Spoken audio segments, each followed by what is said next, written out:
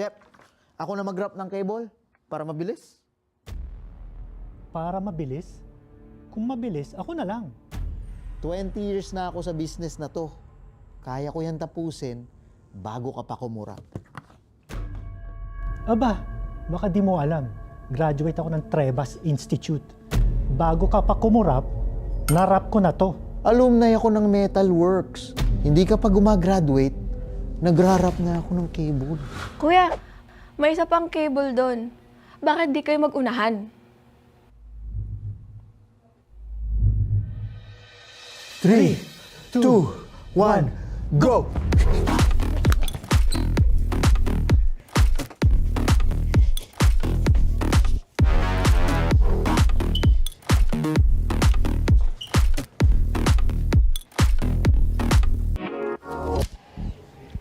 Ano meron? Nag-uunahan si Kuya Philbert at si Kuya Jeff mag-wrap ng cable. Pustahan tayo.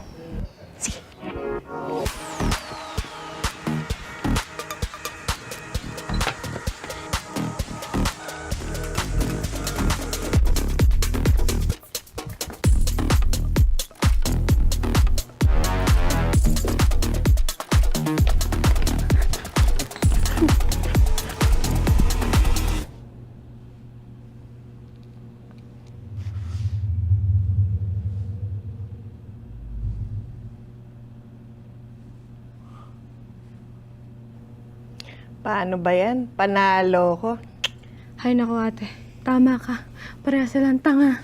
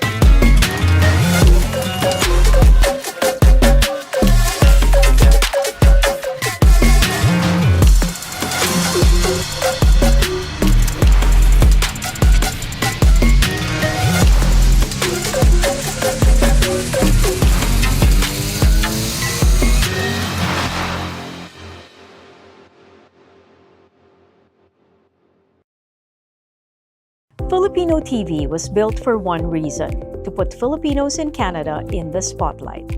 Every Filipino in Canada has a story. We made it visible.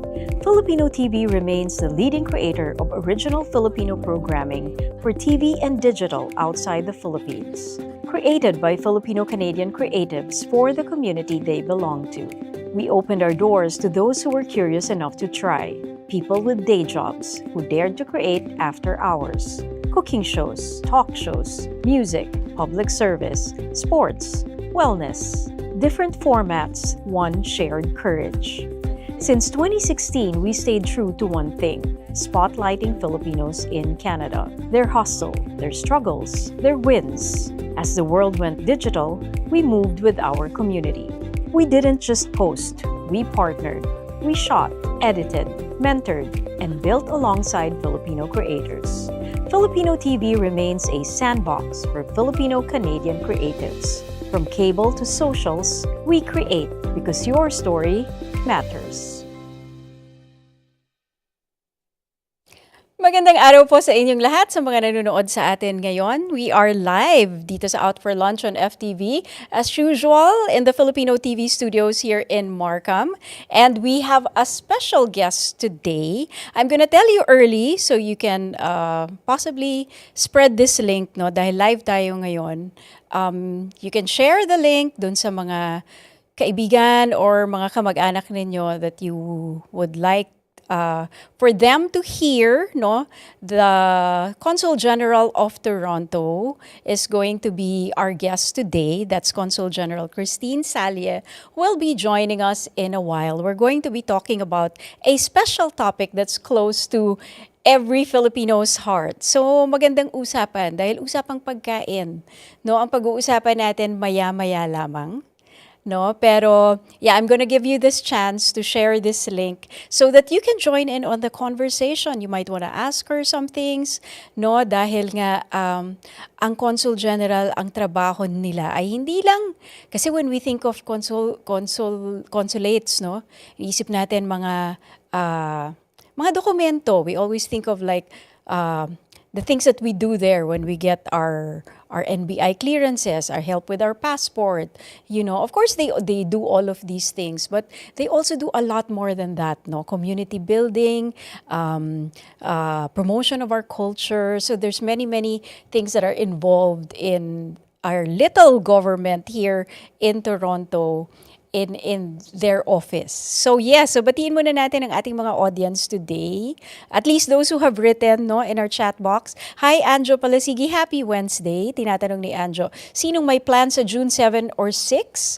Anong meron? Mukhang merong namumuong plano. Anong meron sa June 6 and June 7? Ang Filipino community masyadong maraming plano ngayong Hunyo. Ang daming invitation na dumadating. Oh, ang dami ko invitation na dumadating. So, pasensya na lang if we can't say yes to everything. But June is definitely a big month for the Filipinos, diba? Hello from North York. Hi to EAMJD. And Ira Asebron. Hello, Ira. And to your son, Cairo. Ayan. Cute na anak ni Ira na si Cairo. They're watching now. And Philbert is also watching. Hello, hello. Okay, so let's start out. Kasi, no matter where life takes a global Filipino, there's one flavor that we all miss and consistently brag about. And we brag about it to our friends and other cultures. And I'm talking about the legendary Philippine mango.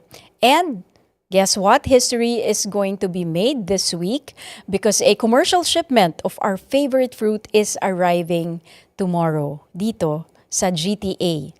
So to break down what this means for our grocery shelves and our culture, we have an amazing remote guest joining us today. We have the Consul General of the Philippines in Toronto, the Honorable Christine Lailani Salye. Hi, Conjen! Magandang araw sa iyo. Hello, Sherry, good afternoon to you, and thank you for having me here on Out for Lunch. It's my first time Oo nga. to be on your show. And as you mentioned, kami rin, we are really excited as well for this maiden commercial shipment of our Carabao mangoes here in Toronto. And for us, actually, it comes at a very opportune time because we are also celebrating the Filipino Heritage Month this June, correct. June here in Canada. First of all, Conjen, I want to congratulate you and your efforts in strengthening yung ating trade, yung investments, yung community ties within Ontario. Ever since you assumed your post here in Toronto, just September of last year, diba? Oo. Yes, For those that's who correct. don't know, let me just give a little bit of a background. Konti lang because you have a very colorful career already in the Philippine government, no? For those who don't know, si Conjen Christine has had over 25 years of experience in Philippine Foreign Service. Kasama na dyan yung kanyang stint as Ambassador and Deputy Permanent Representative ng Pilipinas sa United Nations in Geneva. So we'll go back here to Toronto. First, tell us, Conjan, yung significance nitong commercial shipment ng Philippine mangoes to Canada. Pati nga yung mga staff natin dito, when they heard about it, they're excited na. Why is this being considered a milestone in Philippines-Canada agri-trade? Well, yeah, you're correct. This is very significant for a number of reasons. Firstly, of course, we are bringing it for the first time here in Canada for commercial and retail sales. As you know, for many years, the huge distance between the Philippines and Canada, as well as the prohibitive freight costs that go with shipping those mangoes here, have really become barriers for the exports of our fresh produce. So now, actually, and that's the reason why we are excited, because now it can be done, pala. And secondly, of course, we are also excited for our Canada-based consumers to finally have access to our mangoes, which, as you know, has been described by Guinness World Book of Records as the sweetest mangoes in the world. So finally, I hope, I mean, of course, the Filipino community here know the quality of our mangoes, but we are hoping, of course, that those non-Filipinos who have not tasted Philippine mangoes will finally be able to taste them and experience for themselves the sweetness of our mangoes. So we are, if the reception here is positive, we would be able to enjoy our mangoes year round, because our exporters do have the capacity to supply throughout the year. And for us, that is very important, because this really lays the groundwork for a scalable and sustained exports that will benefit not only our farmers, but the broader supply value chain. That's awesome, no? That's awesome to hear na ngayon lang pala tayo talaga magkakaroon ng commercial quantities of our Philippine mangoes, our pride, no? One of our pride. Marami tayong pride sa Pilipinas, no? But going around the world nga, naiisip ko, Conjen, yung when you go to Hawaii, the pineapples are ibang klase yung pagka-sweet niya. When you go to Italy, it's the tomatoes. You'll never get tomatoes like that anywhere else in the world, no? And tayo sa Pilipinas, it is our mangoes. Kakaiba talaga, no? And people will fall in love with it for sure, no? So what made this happen? If you weren't able to do this before, ano yung nagawa natin to make it happen now? Cherry, this has really been a very a collaborative effort between the Philippine government and, of course, the private sector. So the consulate's economic team really work hard and to identify and bring together the right private sector partners. So these are from our mango exporters from the Philippines, to the airlines that will be carrying the shipment, Correct, and to the importers and retailers that are based here in Canada. So firstly, we had to look for a reliable supplier that would help build trust in the market.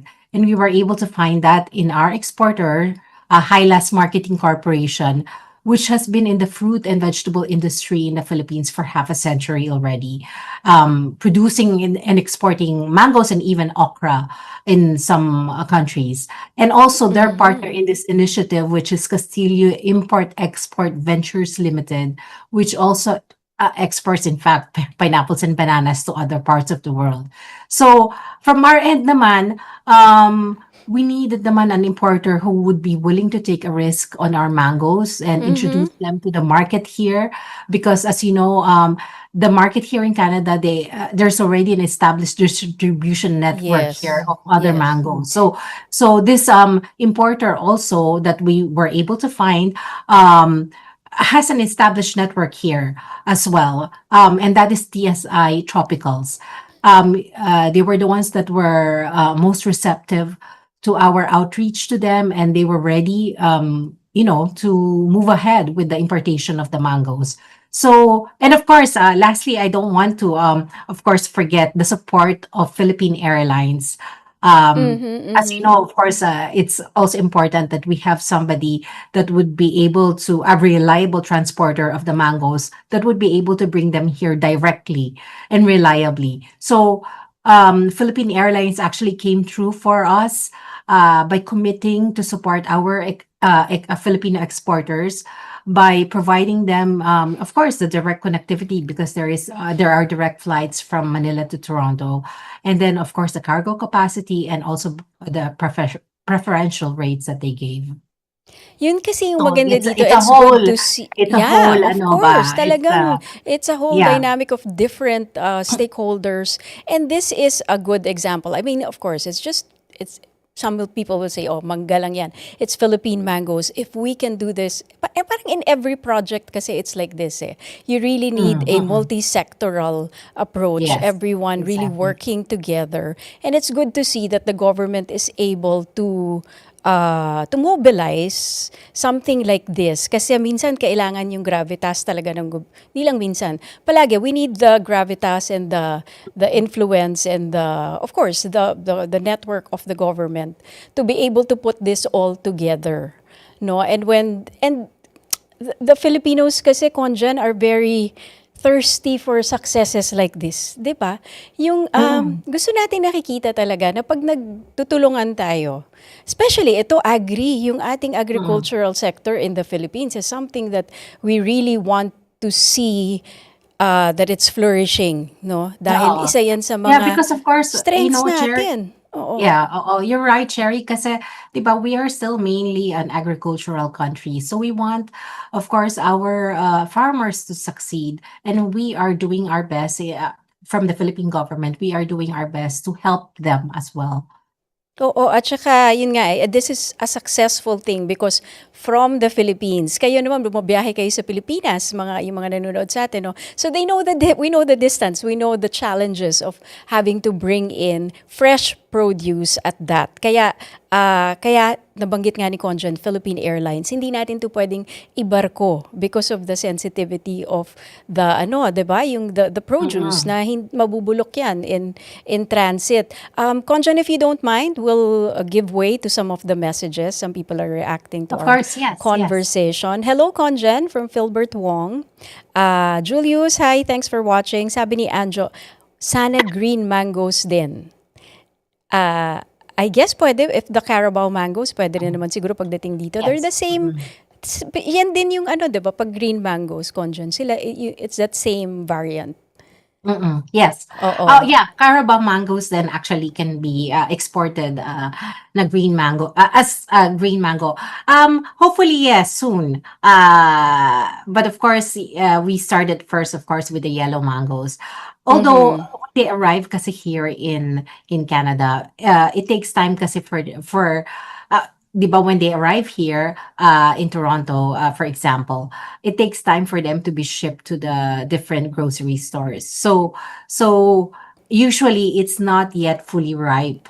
But so kaya pwede pa rin kung for example, pag nandoon na siya dun sa mga grocery stores, hindi pa siya hinog na hinog. Tapos pag binili siguro sila ng mga consumers natin, they can enjoy it as an As unripe green mango with mango, as a correct. green mango, and then they wait for a few days before it becomes ripe. But of course, later on, we need to see first kasi na maging successful muna itong first shipments natin. As I mentioned earlier, pag naging successful nga ito, then we are assured, we can hopefully be assured of a continuous supply of our mangoes here, and then later on, pwede na pumasok talaga yung mga green mangoes. Nakakatuwa. Oo, kasi nasanay na rin, I had to teach my taste buds to accept the other variants of mangoes here in Canada. And Here. I'm sure that goes with all of our kababayans here, no? And there's nothing, of course, masarap din ang Mexican mangoes, which is the one that's prevalent here. Sabi ni Philbert Wong, sawa na kami sa mangga sa Beach Trust. Yung mga kahon-kahon na mango. At least there's another, a better option for us Filipinos. We definitely prefer this, no? Comparable po kaya ang price and saan magiging available? Well, okay. So in terms of price, I won't be able to tell you yet how much the the stores will be selling them.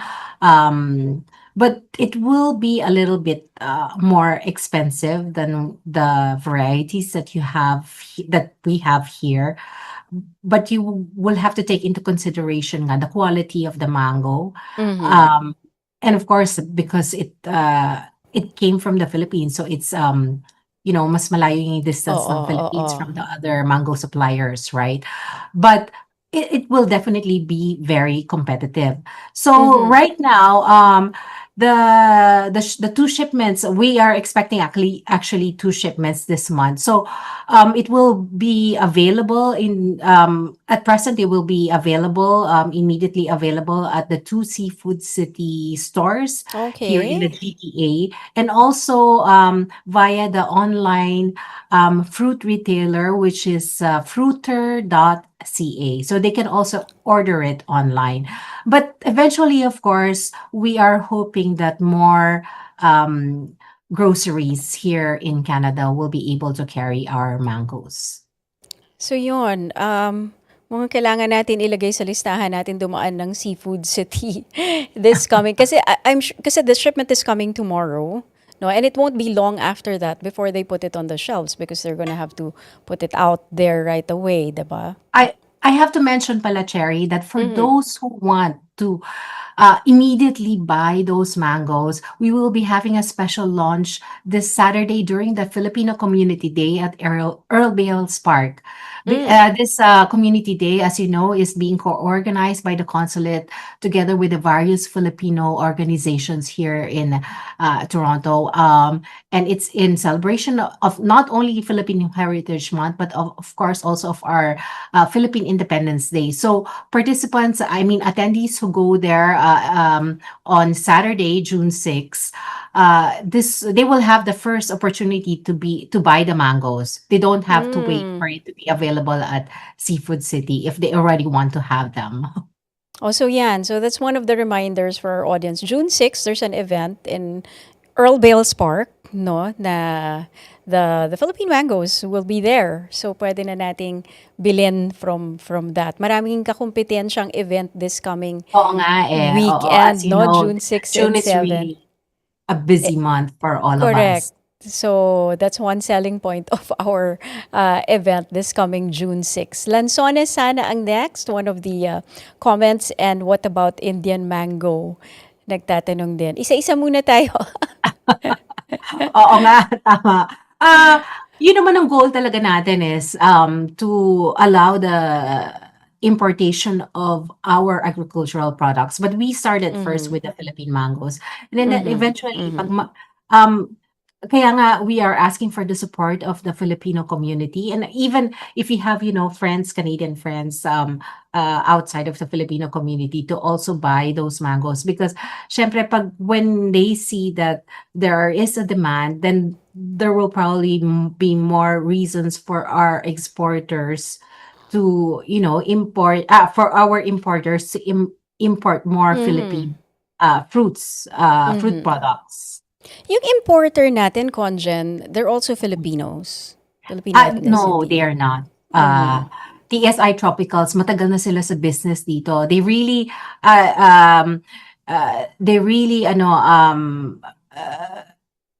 import fruits and vegetables here in Canada. So So talagang but established group na established sila. na sila dito. Which They're is a also what Canadian we company. need, no? Oo, Canadian Okay. company sila. Oo. Yeah, so also, no, kasi tututukan natin ito until we get our hands on it. Personally, we do want it, yung mga taga dito sa Filipino TV. And tomorrow, we're going to be there. I'm going to be with some of the staff of our consulate, no, para dun Yeah. sa first shipment. So babalitaan ko rin kayo about that. We're going to be putting some videos. We're going to be showing some videos here on the show about that also. Yeah, so definitely that's something to look forward to this coming summer here in Toronto. And tanong muna natin also, Conjen, how are you adjusting naman to Toronto? You've been to many different cities in your stints, no? London, Rome, Geneva. How do you like Toronto?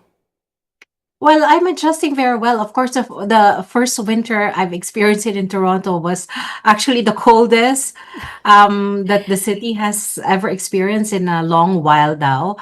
And it's also parang the harshest winter I've ever experienced also in in the in the years that I've been assigned abroad. But what really made it so welcoming for me is the warm welcome of the Filipino community here. They're really very supportive of me and also of the consulate, all our activities. So I really felt at home immediately. And I also would like to, of course, mention that I've also had numerous engagements with Ontario officials, including in Manitoba, because we cover Manitoba. And they have been very supportive. They only have good words about the Filipino community. So not only the Filipino diaspora, but even the officials that I've met, they've made it very easy for me to adjust here. So kahit medyo malamig yung na-experience kong winter, the enthusiastic, Na-balance out ng warm na-balance out, welcome yung sa'yo. na-balance, yeah, exactly. It Aha.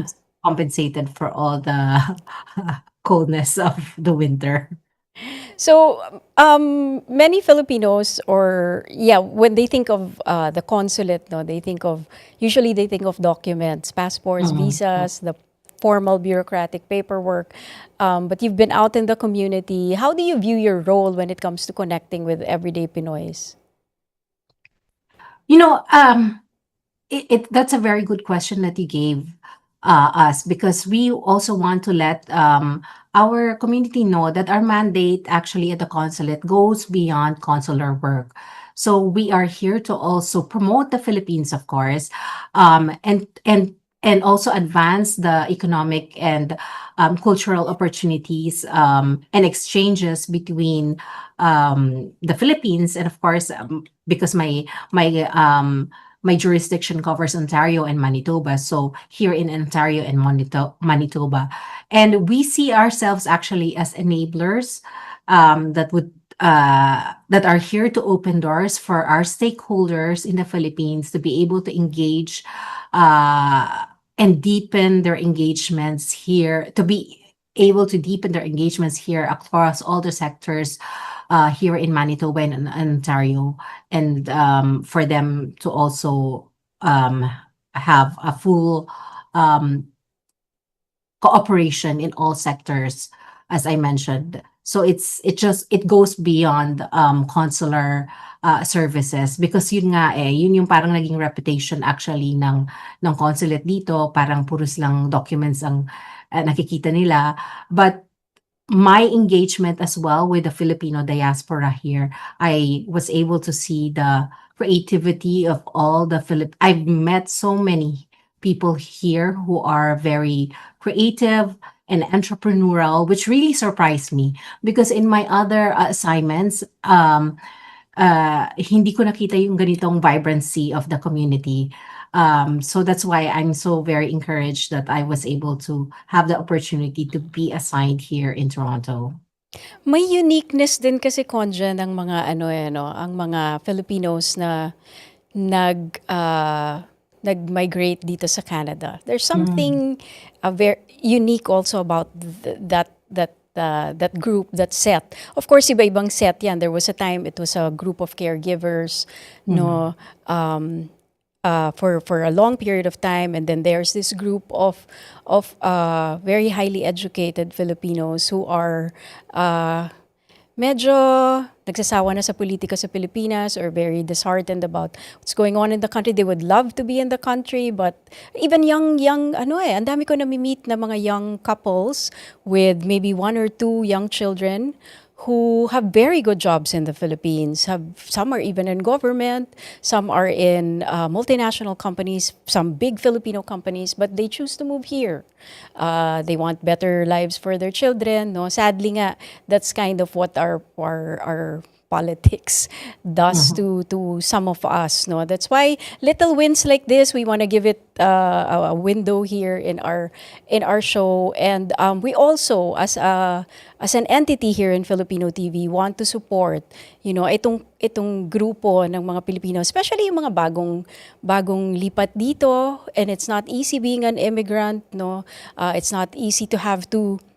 It's almost the exact opposite of the Philippines in a lot of ways. In the weather, in the maraming mga, and the immigrants know that. No, when I've interviewed them, I'm seeing commonality. I'm seeing a lot of hope, but also a lot of difficulties. No, so tama ka. There's that uniqueness, and it's beautiful to see, and it's beautiful to be part of their journey as well. No, and it's good to know that you have seen that already this early part of your stint pa lang. No. what are your, kumbaga, what are your priorities for now? Like if you say, maybe if you've done or checked this one or two things, you would say that you're successful here in Toronto and Manitoba. Well, yeah, I would consider myself successful if we're able to raise the profile of the Filipinos even more. Actually, all the officials that I've met, they already recognize the community's contributions to Canadian society, yung mga meaningful contributions nila. But we are already, as you mentioned, di ba, we started nga in the healthcare sector, but now it's very diverse because as as you said, lumaki na kasi yung community dito eh. So you see a lot of diversity even among the Filipino diaspora here. And I think Correct. this is the reason why we are becoming more recognized. But of course, because we are very talented people, there is still more opportunities for us to elevate our profile even more. So that's what I want for us. To be known as very, not only, kasi di ba kilala na tayo as being mga may malasakit, very caring people, very talented and all of that. But I want us to be recognized in all the fields. And you know what? Last night lang, I was able to attend the film, Real Asian Park Horse Award, where the awardee was Filipino, Canadian, of course, but of Filipino descent, si Ana Serrano, because of her contributions in Canada's arts and creative industries. So those things, nagsisimula na. So She's also the dean of OCAD. yes, Of exactly. Ontario So College of Arts the and president Design. of OCAD University. University, yes. So we have these talents, kailangan lang ma-recognize sila even more. So, yun yung gusto kong mangyari for all of us for all the Filipinos here in Canada. Correct. I share that same dream, no, na ma-recognize din tayo in the other aspects of what we do, because there are still a lot. I met one person recently, not the first one, but just recently another one have said na, oh, you're Filipino, or my nanny was Filipino. Parang yung knowledge Yeah. nila about Filipinos are still there in that level. Of course, there's nothing wrong with being a nanny. Yeah, But ganun pa rin yung pagkakaalam nila sa maraming Filipinos. So I feel that it's part of my job, everyone's job. I guess we feel like ambassadors din naman tayo. Each and every That's one right, of us that's feel correct. that, no, whenever we're out of the Philippines, no. And in a way, this mango, it may seem like just a mango, but my dream for that also is not just to stay in Seafood City, like also in the, cause Toronto is very health conscious. The wellness industry here is huge. Of course, our coconuts, our mangoes, I dream of seeing that in the high-end shelves of all the communities that are very conscious about their wellness. There's a lot of,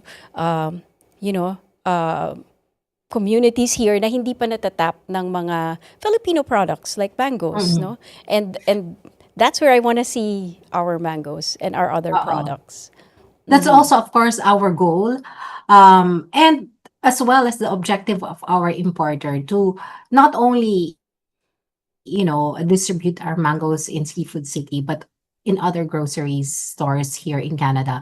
That's why we need the support of our community to to buy our mangoes para makita nila na may demand, diba? And of course, encourage also their other friends to buy the mangoes. Patikman nila yung mga mangga natin para makita talaga nila yung difference ng ating mangoes from the other mango varieties that are available now here in Canada. And they will truly see na talagang kakaiba yung mangga natin. On that note, Conjan, we want to thank you very much, but we also want to ask you first if you have any other messages that maybe I forgot to ask you before we let you go today. Yes, as I already mentioned earlier, we have our Filipino Community Day at Earl Bales Park on June 6th. This will be from 8 o'clock to 3 o'clock p.m., 8 o'clock a.m. to 3 o'clock p.m. So those who have not registered yet, please do so. It will be salo-salo in celebration of our 128th anniversary of Philippine independence. And of course, Filipino Heritage Month also here in Canada. So during that event, we will be having a parade, of course, a flag raising ceremony, cultural performances, games, and potluck lunch. So I hope Oh, to see you nice. all there. And as I said earlier, the mangoes will be launched there at the Filipino Community Day. So please come if you want to buy our mangoes. And please support, please, our Philippine products. Yes. O yun. So this weekend na pala yan. So I'm glad we were able to talk to you today also to promote that particular event, no? The Filipino Community Day happening on June 6th at Earl Bales Park. So it's huge. Ito na pala yung parang Philippine Independence Day natin na celebration, Yes, no? that's right. Okay. So we'll see you there. Thank you so much, Conjen. Thank you very much, Hopefully this Jerry. won't be the last No, definitely it won't guesting. be. Okay. Thank you Bye. po. Thank you. Bye. So, I think I will see Conjen tomorrow doon sa, yun nga no, i-check yung importer's facility dahil padating na nga yung ating commercial shipment ng mangoes which will soon hit Seafood City muna, no? Dalawang Seafood City. And I forgot the online place, no, where you can also order the mangoes. We'll let you know that siguro tomorrow para ma-promote din natin dito. So thank you for all of your messages. Sabi ni Patsy, hi Mike. Mike Kabsky is watching us. Elections na. Young person here gave up my life there. Oo nga, yung mga lumipat dito, diba? For a better life in Canada. Young, 9 years ago. And Elvis Park, sabi ni Andrew Elvis Park, yung Earl Bales Park. Bakit Elvis Park? Ayun ang tawag. Kasi Earl Bales, naging Elvis. Ganun ba yun? Uy, Anjo, kwento mo naman sa amin. May balitang overtime na tayo. Nakita ko dun sa ating, yan ang tawag ng mga Pinoy, Elvis Park. Dahil hindi mo pronounce yung Earl Bales. Ganun ba? O may Elvis show dyan. Earl Bales. Nakakaano sa dila it's a tongue twister. Earl Bales, naging B. It's Earl Bales Park. Diyan yung may diba, skiing ba? Snowboarding? Skiing, yan yung pinakamalapit na skiing area. Pero syempre, wala ngayon. Pag winter lang, diba? Hindi naman fake na snow yan. Okay, shortcut ng Earl Bales, Elvis. O sige, magkita-kita tayo sa Elvis Park. Elvis Park na lang sa June 6. Ang pinaka-Pinoy na park. Talaga? O yun. Tamang-tama doon ang ating Filipino Day celebration on June 6. So who is coming? At least alam nyo na may ganyang event this coming Saturday. Daming gagawin, no? Ano yung event mo, Anjo, ng June 6 and 7? Bakit ka nagtatanong kung merong may lakad sa June 6 and 7? Anong gagawin natin? Ako matutulog. Magpapahinga, magre-recover. Overtime na tayo. Wala na tayong pwedeng pag-usapan. Diyan na nagtatapos ang ating programa ngayong araw na ito. So I hope you were able to get something from that interview. Sabi ni Anjo, Pinoy Fiesta sa Scarborough, mabuhay sa STC Live, Tita Salita. They're gonna be there in Scarborough Town Center. 6 and 7 ba yan? Or just 1 day lang? 2 days. 2 days. Okay. Nako. Malilito-lito na naman ng mga Pilipino kung saan pupunta. O saan kayo pupunta?